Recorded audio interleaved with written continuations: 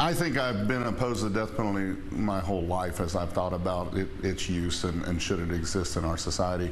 Williamson County State Representative John Busey wants to see execution chambers in Texas disappear.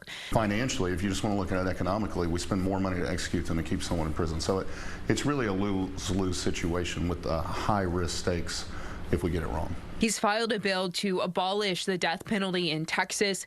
The legislation comes as the Texas Supreme Court ruled that a new execution date for Robert Robertson can move forward. He was put on death row in the early 2000s after his 2-year-old daughter died, convicted on a shaken baby syndrome argument.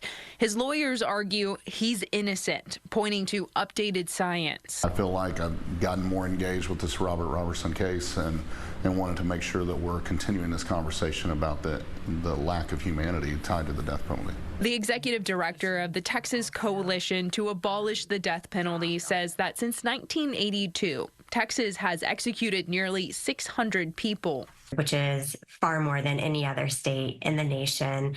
We have quite a reputation when it comes to use of the death penalty in this.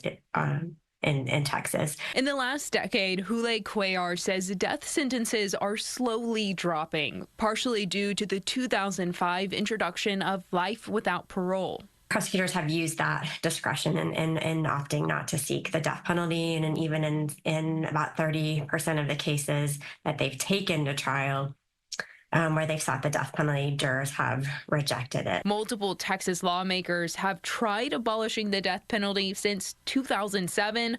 All of them failed, but Busey thinks there's enough momentum to try again. While it's an uphill battle to end the death penalty in Texas, we've seen the number of executions go down. I think the sentiment is changing, and I also think as we see these specific cases come to life and we start learning the specific stories, people are going to get more and more concerned about the possibility of getting it wrong.